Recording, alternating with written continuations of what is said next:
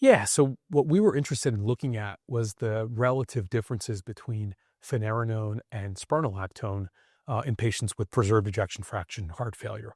And so finerenone is a nonsteroidal mineralocorticoid receptor antagonist. Of course, spironolactone is a steroidal mineralocorticoid receptor antagonist. And the question was really a fundamental one of, does that difference in chemical structure lead to differences in clinical events and clinical outcomes? There are certainly pharmacokinetic and pharmacodynamic reasons to think that the therapies might behave differently.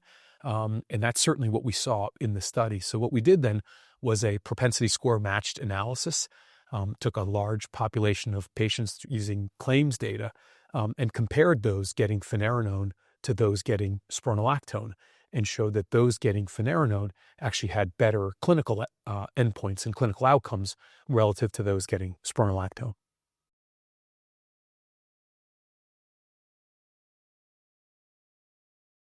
Yeah, I think there's probably a couple of important things that are worth, mentioning. First, spironolactone is a very important and highly effective therapy. The evidence to support its use in patients with reduced ejection fraction heart failure are unequivocal.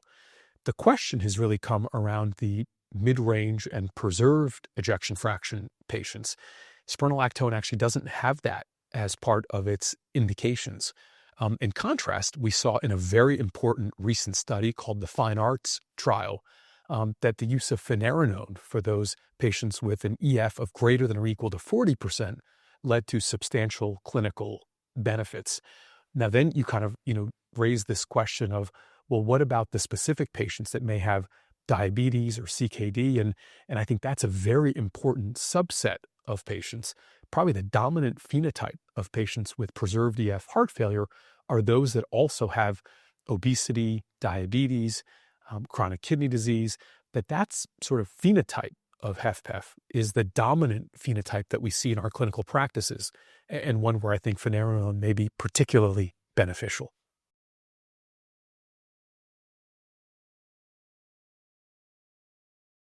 Yeah, I think, there's always a concern about hyperkalemia when you're using MRAs. And of course, we have to be monitoring renal function and monitoring serum potassium. But if there's anything that we've learned, that risk can be meaningfully mitigated by employing a sort of careful, strategy for dose intensification, doing the kind of monitoring that is recommended in the prescribing information, and then also using other important adjunctive therapies. So, for example, using an SGLT2 inhibitor in addition to finerenone might actually further lower that risk of hyperkalemia. So those are highly potent combination strategies for patients with preserved ejection fraction heart failure that not only improve clinical outcomes, but might even reduce some of the potential adverse effects.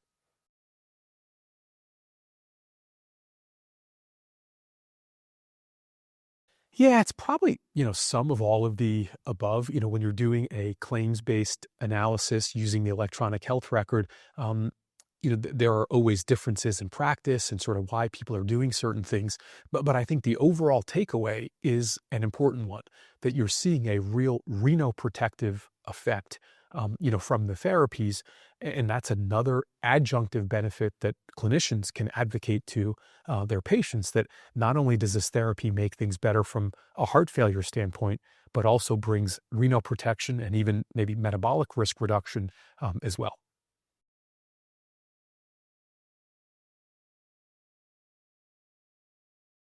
Yeah, it's a good question. I mean, I think, again, like we sort of mentioned at the outset, the data to support Spiro or spironolactone in reduced EF heart failure and some other indications is unequivocal. When you move to mid-range and preserved ejection fraction, the data to support Spiro, looking for clinical trials, is still a little bit of an open question. There was a clinical study that sort of didn't meet its primary endpoint, but then when you looked in certain subgroups by geographic region, there might have seemed to be a benefit. The data for finerenone, in contrast, are quite different. There's a very compelling, well-done, recent contemporary clinical trial showing an important clinical benefit there. And so I guess what I would say is, if we're going to follow the evidence, follow what the literature would tell us, that finerenone would be a primary strategy in those patients with a EF greater than or equal to 40%. If finerenone is not available, or there's other barriers or other things that might restrict the use of finerenone, then might you consider, spironolactone as maybe an option B, maybe for a patient, on the edges. But for most of our patients, again, we sort of believe the data, we follow the evidence. Finerenone seems to be the most effective MRA for those patients with an EF of greater than or equal to 40%.